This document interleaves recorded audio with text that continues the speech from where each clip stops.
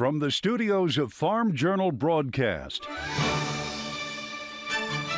this is U.S. Farm Report. Welcome to U.S. Farm Report. This weekend, I'm Tyne Morgan, and we're on the road from the 2024 Pro Farmer Crop Tour. And here's what's in store over the next 60 minutes. As soybeans steal the show in the east, if the trend continues and the other routes see what we're seeing, Indiana has potential for a record bean crop.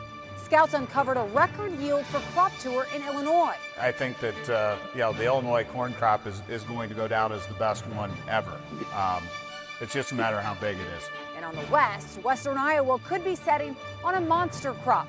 But there's plenty of trouble spots, including Minnesota this year. Even though we knew that it was going to be a problem, I was still surprised once I saw it with my own eyes. We'll give you a front row seat to what scouts saw and the impact it could have on the market in the months ahead.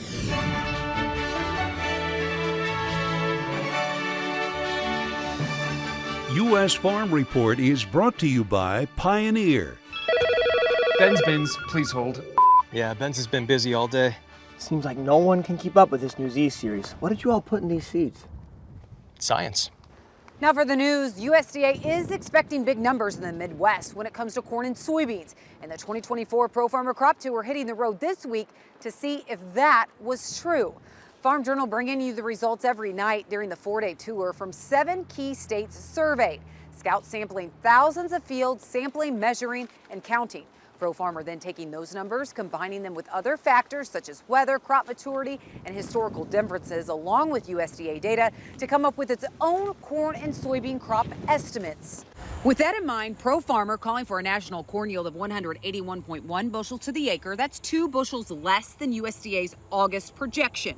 For soybeans, it's forecasting an average yield of 54.9 bushels per acre. That's a 1.7 bushel per acre increase over USDA's current projection. And checking the state-by-state breakdown for corn, the winner this year, Illinois, coming in with a whopping 220 bushels per acre for a Pro Farmer estimate. Pro Farmer projecting the state will smash the record of 214 bushels per acre from 2022, saying that while there was some variability, the high-yielding fields far exceeded those that were a disappointment. That followed by Iowa at 212 bushels per acre. Indiana coming in third with 200 bushels per acre, and Pro Farmer saying that it showed the most consistency. Fourth was Ohio. And looking over at soybeans, Illinois takes the top spot there as well, averaging 68 bushels per acre according to Pro Farmer projections. Iowa and Indiana not far behind with 67 bushel per acre projected statewide yield. Ohio coming in at 66 bushels per acre with a projected yield from Pro Farmer. Pro Farmer saying the soybean crop across the 7 crop tour states is lush, dark green, and as clean as they've ever seen. Won the race for the White House Vice President Kamala Harris, officially accepting her party's nomination this week for president. That was during the Democratic National Convention. The convention is taking place in Chicago. It included speeches from current President Joe Biden and former presidents Bill Clinton and Barack Obama and First Lady Michelle Obama, along with Vice Presidential nominee Governor Tim Walz of Minnesota. That's why we will create what I call an opportunity economy where everyone has the chance to compete and a chance to succeed. Whether you live in a rural area, small town, or big city. At his first outdoor rally since last month's attempted assassination, Republican presidential candidate Donald Trump spoke from behind bulletproof glass in North Carolina. He called his predecessor Barack Obama nasty for his comments at the Democratic National Convention and blamed President Joe Biden and Vice President Harris for the deadly Afghanistan withdrawal and for wars in Ukraine and the Middle East. Well, imports of renewable diesel are up 29% so far this year. That's according to the Energy Information Administration. It says the U.S. imported near record volumes of renewable diesel fuel in each of the first 5 months of the year, averaging 30,000 barrels a day. They were shipped almost wholly to the West Coast. That's where renewable diesel is primarily consumed. All right, that's it for the news. Well, it was absolutely gorgeous weather across the Midwest this week for Crop Tour. Temps in the 70s and almost chilly at night. A 180-degree turn from last year's historic heat during Crop Tour. But are things set to heat up this weekend. We'll have a check of your forecast coming up next. The 2024 Pro Farmer Crop Tour on U.S. Farm Report is brought to you by Pioneer, combining cutting-edge research with one of the largest local testing programs in the industry to help farmers succeed. Pioneer. What's next happens here. By Zetavo soybean seed, distributed exclusively by BASF, and by New Leaf Symbiotics, science-led, performance-driven, and data-backed, offering biostimulants for corn, soy, cotton, and peanuts, and a revolutionary new bioinsecticide for corn rootworm. U.S. Farm Report weather is brought to you by H&S Manufacturing. Maximize baleage yield with less time and effort with the LW1100 Line Wrap Bale Wrapper. You can wrap round or square bales, and the automatic operating mode allows for a one-person operation. Meteorologist Jack Van Meter joining us with weather now, looking at a possible heat wave this weekend. Taking a look at the drought monitor, we can see actually a couple areas of extreme dryness across the country, and actually a couple more areas where that dry conditions start to build in, especially right around the Great Lakes area, northern Indiana and parts of Ohio, dealing with some dryness. Again, not drought conditions, just some overall dry conditions. And unfortunately, we can see, especially out in West Virginia, that their drought conditions have not gotten any better the past couple days. Same deal down in South Texas. And of course, Montana is still dealing with those exceptional dry conditions. And unfortunately, it's not looking like it's going to get all that much better. It's all being driven by the jet stream right now, which right now we're dealing with a massive ridge in the middle of the country that's bringing very, very hot temperatures to Texas. Actually, much of Texas is seeing over 100-degree high temperatures throughout the weekend. And again, high pressure is building in Texas, throwing the jet stream well to the north of everybody there and even out of the country. As I put this in motion on Tuesday, that trough starts to move over, and actually we get a couple more troughs moving that ridge across the country. So much of the country is going to be dealing with those higher temperatures throughout much of the week. So it's something to keep an eye on. If you are outside for a prolonged amount of time, do want to make sure you're taking enough breaks there. For the next week, though, when we're looking at rainfall, we can see exactly where that high pressure ridge is building, because that's where we're not seeing any rain pretty much all the way from Texas, making a large arch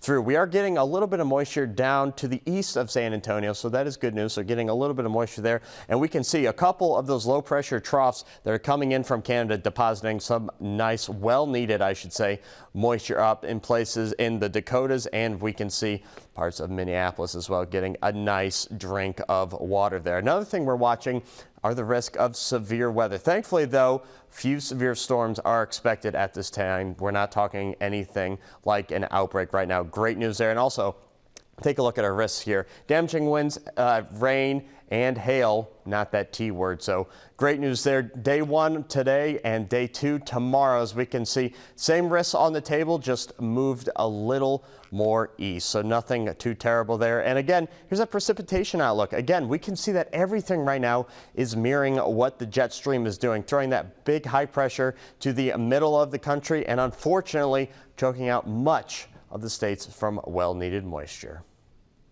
Thanks, Jack. Well, good weather with strong yields in the I states, but what was the most impressive part of Crop Tour this week, and what was the biggest disappointment?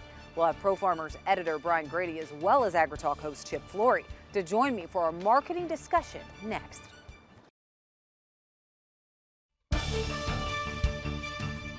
Welcome back to U.S. Farm Report this weekend. Well, as I mentioned, we are at the finale of the Pro Farmer Crop Tour right here in Rochester.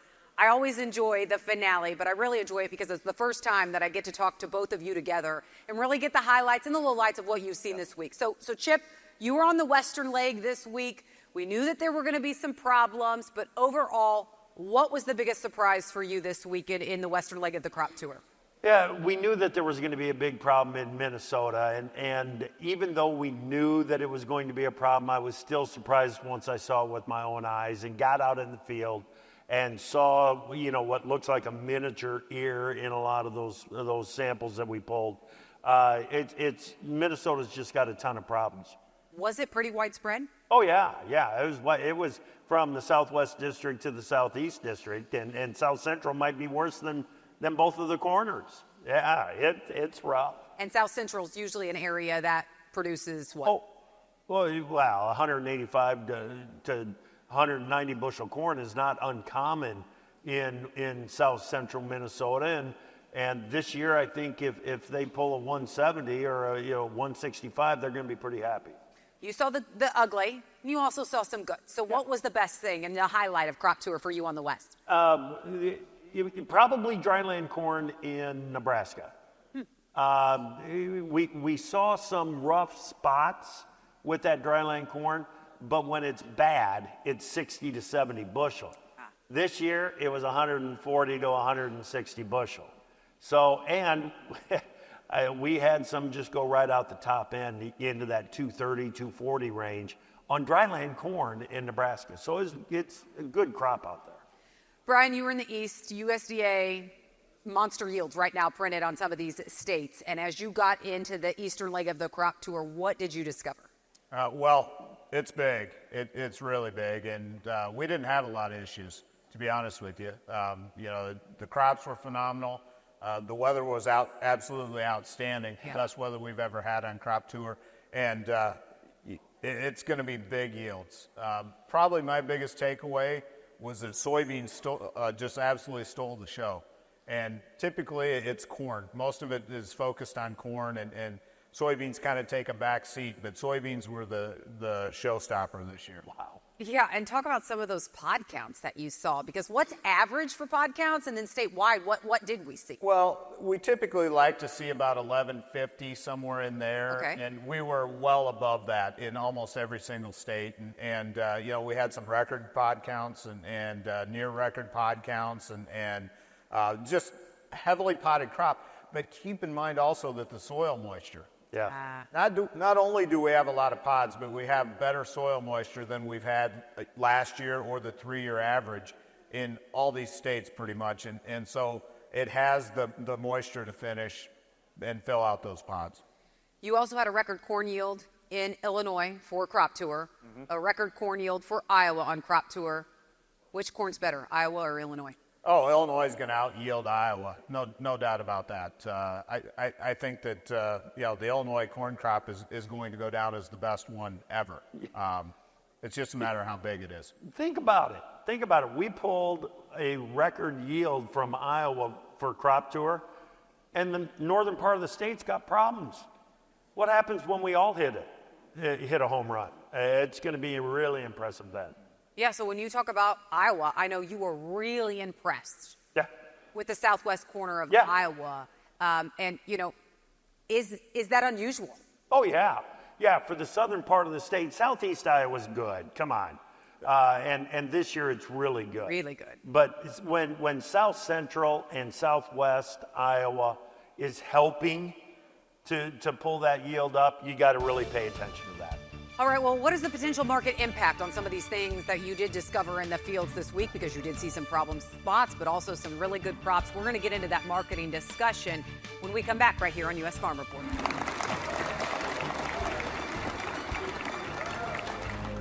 Watch Markets Now with Michelle Rook on the Farm Journal YouTube channel, keeping you updated throughout the day on the markets at the open, midday, and close. Find out what moved the markets today and what to expect the market to do next.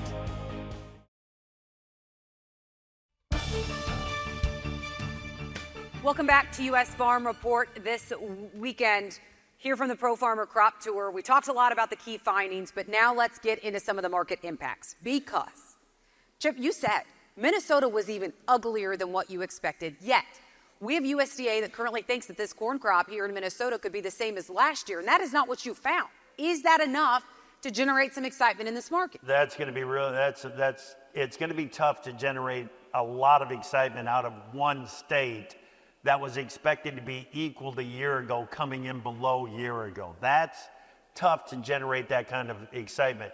Now, when I look at the whole tour, Brian saw a really good crop in Ohio, a better crop in Indiana.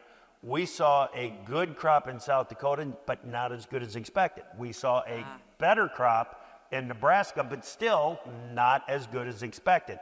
I think on the first 2 days of the tour, all we did was move some bushels from west to east. So also Illinois, we talked a little bit about that earlier, but if Illinois is not a 225 bushel per acre corn crop statewide, could that impact the markets at all? Oh, it could, I think, but probably not lasting, to be honest with you. I mean, we don't have a supply issue from a bullish standpoint. We have plentiful supplies, and so that isn't going to shock the market. Okay, then, Chip, what is it going to take to try to find a bottom in this market? What is it going to take to put in our low? A little bit of time here. We got to get the old crop corn, the 23 crop corn, out of the system. Once we've done that, then we can start to focus a little bit more on this 2024 crop and when that market is going to put in a low. To me, it's a late September, early October kind of situation. We just need to give it some time, let this market flush out, and then we need to find a reason for the funds to get off of the short side of the market. Yeah, so Brian, what could some of those reasons be? Oh, it could be any multitude of reasons. We just have to get them. And they're not just record short in corn and soybeans. Across all raw commodities right now, all 20 raw commodities, they're record net short. And so we have to have something that spooks them, something that makes them uncomfortable holding those aggressive short positions. And who knows what it'll be, but we get to that point and then the money starts flowing the other direction and you can gain some momentum maybe. Chip, on Thursday, the Canadian rail strike really put some pressure on the markets, but then we saw Canada order the railways to enter into arbitration, ending that shutdown. Could that bring some hope into the market? There was a lot of concern about what impact it would have here at home. Oh, and I think that concern is 100% legitimate. We move a lot of product into Canada, number one. You can't move enough trucks in a short enough period of time to make up the difference for rail. You got to have rail into Canada. And so it's good that they've gone into arbitration. I would love it if we can get that negotiation settled and move forward. But it's not just grain into Canada. It ties up rail cars. It plugs up systems if the Canadian rail isn't operating. Brian, on the demand front, we've seen some daily sales come in from China. How many more of those do we need? A lot. So the problem is that China bought a lot of Brazilian soybeans up front. And now the question is, as we get into our key demand period from September to January, how many more will they buy and how many more do they need to buy? All right, Chip, what's the one thing you want to leave farmers with? The one thing that tough times. We're dealing with it. We know that we're dealing with it.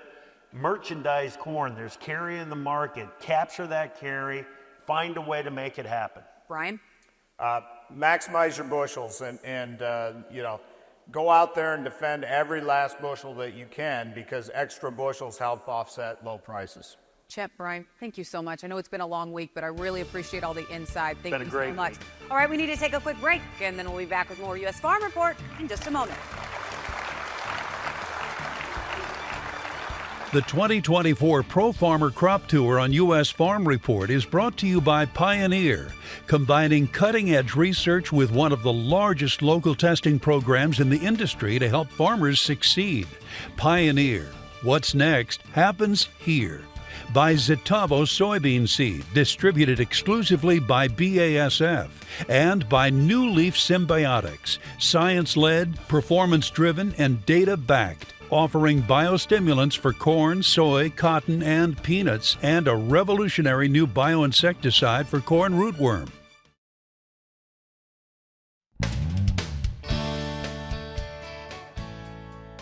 Hey folks, it's Tractor Tales time, and we're going to head to Illinois, check out a John Deere 8430 that was bought brand new on the farm.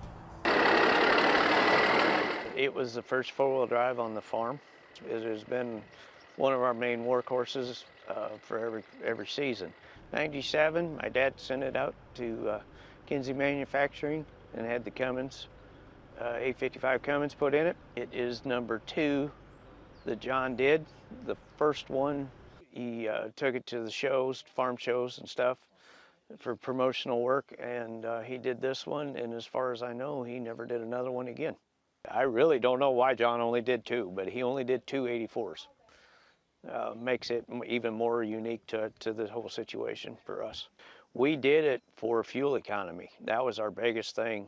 we noticed that we picked up an extra third a day working in the field after we put the Cummins motor in it, because we weren't working the motor as hard.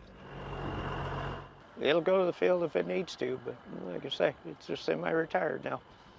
Enjoying the life of all the rest of them. Well, when we come back, we showed you the crop tour numbers and talked about the impact on the markets. But next, we're hitting the fields, giving you a front row seat to what scouts actually saw this week. That includes the good and the ugly. That's next. You're watching U.S. Farm Report. Trusted, timely, tradition.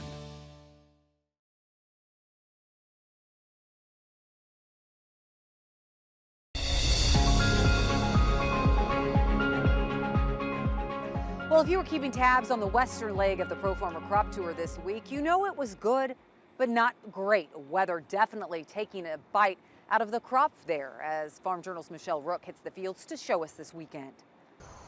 Here in the western leg of the crop tour, the story has been variability, and it increased in intensity as we moved into northern Iowa and southern Minnesota due to historic rains and flooding, and that pulled yield averages below USDA's lofty predictions in every state. In South Dakota, 18 to 30 inches of rain in late June in the southeast definitely left its mark. You can see the washed out areas, the flooded out areas, and it seems like every field's got a problem of some sort. Acres that weren't zeroed out will see lower yields from increased weed pressure, variable maturity, and pod counts. A year ago, our pod counts in South Dakota were 1,013. We started off in the 1,300 range, but we've also been as low as 400. So he says that makes hitting USDA's 47 bushel yield target tough. Scout Tim Gregerson saw consistent corn and ear counts their first few stops, but variability quickly set in. But this corn just pollinated last week. He encountered a few surprises, though, with southern rust and no signs of nitrogen loss from the heavy rains early. So far, the color of the corn's pretty good here. The holes are evident. They're a little bit bigger than normal in this area of South Dakota than a normal year. So to reach USDA's record yield, the North will have to make up for the South. What a difference a year makes in Nebraska. Last year, crop scouts saw drought and heat stress. This year, there's a huge difference in moisture level. And corn yields were uniform on their route from north to south. Dry lands had pretty good rain in northeast Nebraska, so we saw consistent yields, 180 to 200, even dry land yields. Today, we're in southeast Nebraska. Been very consistent again. Irrigated yields have been 200, give or take. They did see some damage from earworms and western bean cutworm and southern rust. Soybean yield potential also looks like it could exceed 2023 with better moisture and only a trace of pest problems. We're finding more pods, and the pods look like a lot of 3-4 beans. They're coming along really well this year. Beans look really good. But the big caveat for both crops is hail damage, like in Clay County. It's 30,000 acres. They said in Phelps County it was 400,000 acres. So will that prevent Nebraska from hitting the 59 bushel soybean and 194 record corn yield predicted? Judah says it depends on how many acres were zeroed out. As scout and Iowa farmer Roger Savine hits fields in southwest Iowa, he has high expectations. Southwest Iowa this year in District 7 is going to be a lot better than what it was a year ago. And the first 4 corn yield checks don't disappoint. Fields are clean and yields range from 203 to 245 bushels per acre. The difference is better moisture and higher ear counts. We ended up in the 60 feet a row where we check. It was 110 ears. Ear count makes a big difference. Soybean fields are also nearly pest and weed free and showing high production potential. They got a lot of pods on. We pulled our number 2 sample, was 2,800 some pods. This field right here was 1860, I think. However, the question is, can Iowa hit the record 209 corn yield and 61 bushel bean target set by USDA with problems north of Highway 20, including flooding? I think the central third of Iowa is really pretty strong. I think the southern third is pretty strong as well. Probably stronger than we've been in several years. The northern third is going to be the challenge. Field after field in southern Minnesota shows the scars from record-setting rains and flooding right after Father's Day. In the county around here, from 19 to 30 inches of rain before the 1st of July. Some farmers lost entire fields and most of holes within fields and yellow corn. So there's some drown out spots where guys came back in and either planted just a cover crop or put in some early beans just to fill the hole essentially. Telstra had just 12 inches of rain, but is still concerned about nitrogen loss on corn. We just don't know how stuff's going to finish out with the leaching of our products out in the field. To make things worse, Willer's crops are now drying out, so yield potential on both crops may fall below his APH. Looking like 175, 80, which we should have 2 1/4. And soybeans, I don't know. If we're lucky to get 50, and they should be 60 plus. So USDA's projected yields may be unattainable, especially with what crop scouts found in the field. This is probably one of the best years we've seen here. This stop was in the 160s. Our first stop was 110, and then, it's been in between there. Meanwhile, soybean pod counts started low. The first couple stops were a little bit low on the pod counts. You could tell that they were planted late. They'd had a lot of water. The plants were really thin, not a lot of pods, a lot of tubing pods, really flat yet. So just kind of immature and behind. But this one I just pulled here is really, really strong. But whether the good areas can offset the bad won't be known until the combines roll. I'm Michelle Rook for U.S. Farm Report.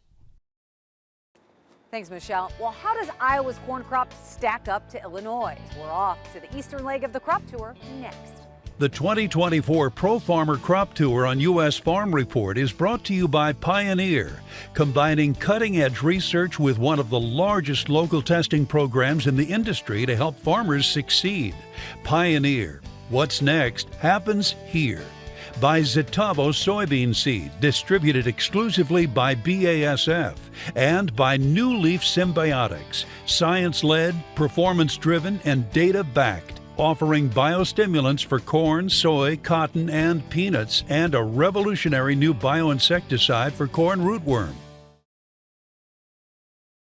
Well, heading into crop tour this week, all eyes were on Illinois, considering USDA is currently projecting not just a record yield in the state, but smashing the previous record by 11 bushels per acre. And scouts saw crops that were impressive, including some record or near record yields on both corn and soybeans. But there were other things they were less than impressed with. As Pro Farmer Crop Tour scouts set out on day one in the east, it's an area that saw a jump start to planting this year. We started planting our beans on the 16th of April, finished on the 25th, started planting corn on the 26th, finished on the 30th, and we'd never been done planting that early before. Michael Valerie farms in south central Ohio. The early start was promising, but then drought set in. Our yields this year are going to be less than last year. We've basically had the top cut off of our crop by the fact that we've received about 5 inches less moisture than normal. The biggest concern in parts of Ohio this year is this. According to the latest U.S. Drought Monitor, 59% of Ohio is currently seeing some level of dryness. 1 year ago, that number was only 11%. So far, the drought has affected corn more than beans. But as Pro Farmer editor Brian Grady got into the cornfields and started peeling back the ears, 96 was the ear count. He uncovered a resilient crop. In terms of what's normal out here in Ohio over the years that we've seen on Crop Tour, this is an above average year. Grady has led the eastern leg of the tour for nearly 20 years, and he knew after last year's phenomenal corn crop in Ohio, he wouldn't find as good of a crop as he measured last year. But he still thinks this year's corn yields could be in the top 3 for the state. When comparing it to last year, that was the record yield in the state and the gold standard, and just a phenomenal corn crop last year in Ohio. So probably not going to quite live up to those standards, but it's a very good corn crop here based on what we've seen so far. Grady says they've seen a consistent corn crop, but when it comes to Ohio's beans, this is going to be a pretty darn good Ohio bean crop out here. He's even more impressed. A heavily potted crop that has moisture in the 3rd week of August is probably going to yield pretty well, and I think that's what we're looking at so far on our route. As the moon set, and the sun peeked over the horizon on day 2 of Crop Tour, these scouts were already striding through Indiana fields, uncovering one of the better crops they've seen. If the trend continues and the other routes see what we're seeing, Indiana has potential for a record bean crop. And in the corn, ear after ear, the corn this morning has been really good. Scouts also found high yield potential. On the routes I've been on in Indiana on the corn it's been pretty consistent. While the route did produce a couple anomalies, this isn't quite normal for all the weeds in here. There's a lot of giant ragweed in this field. Those trouble spots were few and far between. USDA currently has Indiana's statewide corn yield projected at 207 bushels per acre, a 2% increase over last year, with beans at 62 bushels per acre, a 1.6% increase from 2023. And if you ask local agronomists, the stage is set for this crop to top last year's yields. I'd say we're better off this year compared to last year because we had that extended period of dry weather last year where I thought things were almost going to start dying in the field. Eat your Wheaties if you're going to pull these beans out. Mark Bernard's been scouting fields across the eastern leg of Crop Tour for 21 years. And this year, there's up 48, 49, 50, 51. He's measuring a monster bean crop in Illinois. That's kind of been the one problem. Illinois has really got some nice beans. It takes a long time to count them. He says the plants are loaded. As he traveled across Illinois closer to Iowa, the pod counts grew even more. As we're coming west, I think we're going to start to see pod counts increase, and that's what I've seen so far. But the scouts were less than impressed with Illinois' corn. One sample is 140, our second stop this morning. We just sampled this field, and we're roughly 30 or 40 miles from that other spot, and this is 100 bushel better corn. Even with the problems in places, you can already see this ear is already fully dented, and it's a nice fat ear around. There are still parts of Illinois with a phenomenal corn crop growing in the field. It's hard to tell if it's going to be a record crop, but certainly things are set up for a record crop. I would say we'll end up in that 240 to 260 bushel range. I think overall we're going to be 20 to 30 bushel, which would be 10 to 15% above last year.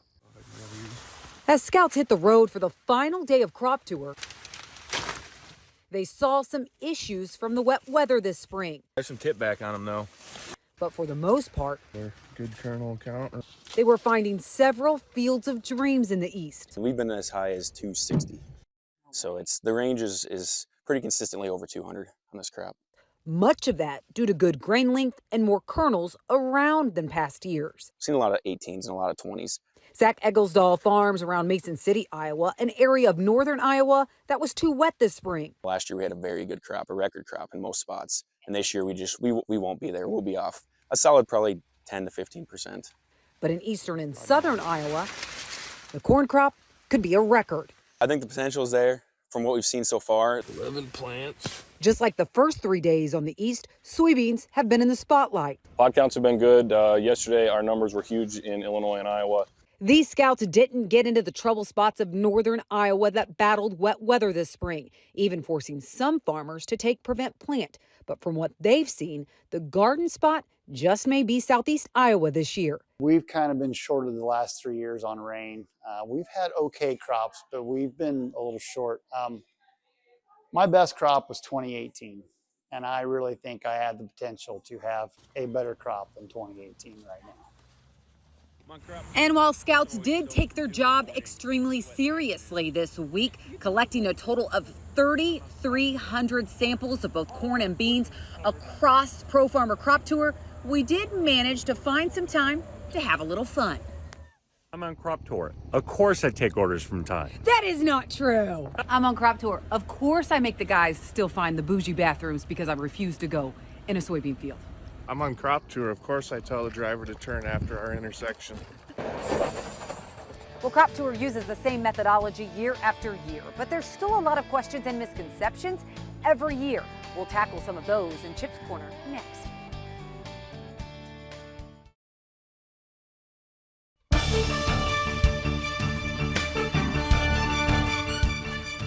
All right, welcome back. Chip's Corner this week. We are live and in person. And I know we talked to Chip earlier talking about the findings on Crop Tour as well as some of the potential market impact. But Chip, you know, you look at social media, you look at some of the comments out there, there's a lot of misconceptions out there about Crop Tour. Yeah. What do you think is the biggest? The biggest is probably that we all get in one bus and travel together from one spot to the next, and we all pile out and go into one cornfield. No, we travel in teams of 2 to 3 people. We run 10 different routes on the western leg of the tour, 12 different routes on the eastern leg of the tour. So we break it up. There's no way that we could pull 1,600 corn samples in 1 week, in 4 days, travel 35,000 miles if we were all in one bus. How many years have we had Crop Tour? 32. This is the 32nd. 32 years. And are the routes the same in that time? We've had to do some changing because we've changed up the overnight stops just because of crowd size. Yep. We've had to accommodate larger and larger meetings at some of the spots. But still the same general areas? Oh gosh, yes, absolutely. The same areas. We're just moving the endpoints on days from time to time. All right, well, what was the most memorable Crop Tour for you? I mean, I know this year you talked about the scouts putting in the work, but out of all of them, what was the most memorable? You know, this is gonna sound so corny, but it was the first. Yeah. It was my first. And I had gone on Crop Tour, on this Crop Tour, before it became the Pro Farmer Crop Tour. Jim Quinton ran it, and I was along as a reporter. Well, the 1993 tour stood out for a couple of reasons. Number one, it was our first that we ran. Number two, it was the flood year. And there were a few memories from 1993 that kind of came boiling up as I was looking at that Minnesota crop this year. Yeah, you talked about that and some of those numbers that came out. Well, Chip, thank you for joining us. He's going to actually rejoin us at the end of the show, but we needed to take a quick break, and then we're actually going to have a glimpse of Ag Around the World coming up next.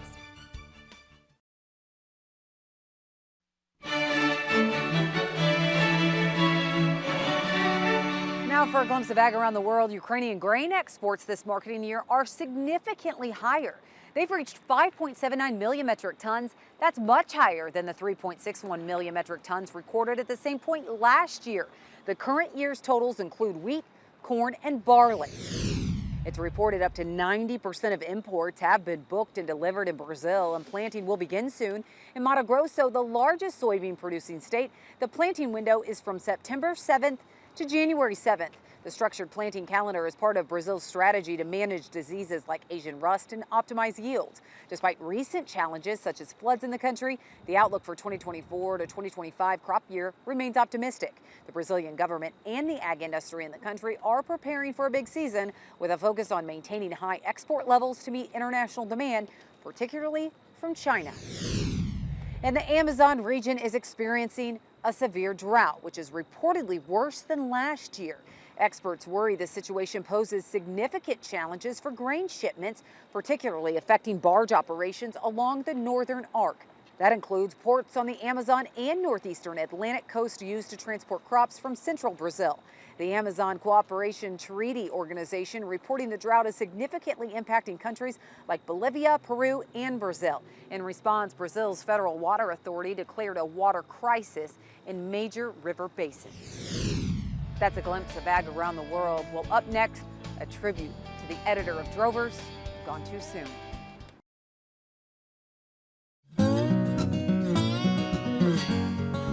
Welcome back. Well, we're ending on a bittersweet note. Last weekend on the show, it was fresh whenever we shared the news, but we've lost the editor of Drovers, Greg Henderson, suddenly. A friend of ours, a coworker of ours, who both of us had just talked to the day before. And we just wanted to take a minute to end the show because he's been on the show before. He was a weekly contributor to AgriTalk, but to talk about the man behind the pen, because he was fearless. Oh, absolutely. The cattle industry, there's a lot of different segments involved, and Greg's motivation was to move the entire industry forward as one, okay? It wasn't the feed yard over the cow-calf guy, over the backgrounder, over the seed stock. He wanted the whole industry to move forward at the same time. He was a great husband, great dad, great grandfather, and a really good friend. Well, we're going to miss him. Yeah. We're going to miss him big as a time. coworker. We just wanted to take the time, though, to give him a tribute that he deserves, because a lot of you have read his writing over the years, decades as editor of Drovers, and he's done so much for the industry, and it is such a sudden loss. I said it last weekend, and I mean it. We're going to miss our cowboy. Yeah. Because he really was that guiding light in covering the cattle industry. Yeah. And truly, truly, just the most genuine, down-to-earth, great guy that you could meet. And so, Chip, thank you. Oh yeah, for thank a you. tribute to Greg. Yeah. We're not going to be able to replace him, No. but just thankful for the time. Absolutely. All Yeah. right. Well, that does it for U.S. Farm Report this weekend. Thank you for joining us for the Pro Farmer Crop Tour. We covered so much this weekend, talking about some of the market impact, a week that we look forward to every year. Thank you to you and Brian for leading the tour. We appreciate it. All right, you can tune in next weekend. We're back in the studio as we work to build on our tradition. Have a great weekend, everyone. U.S. Farm Report is produced and distributed by Farm Journal Broadcast.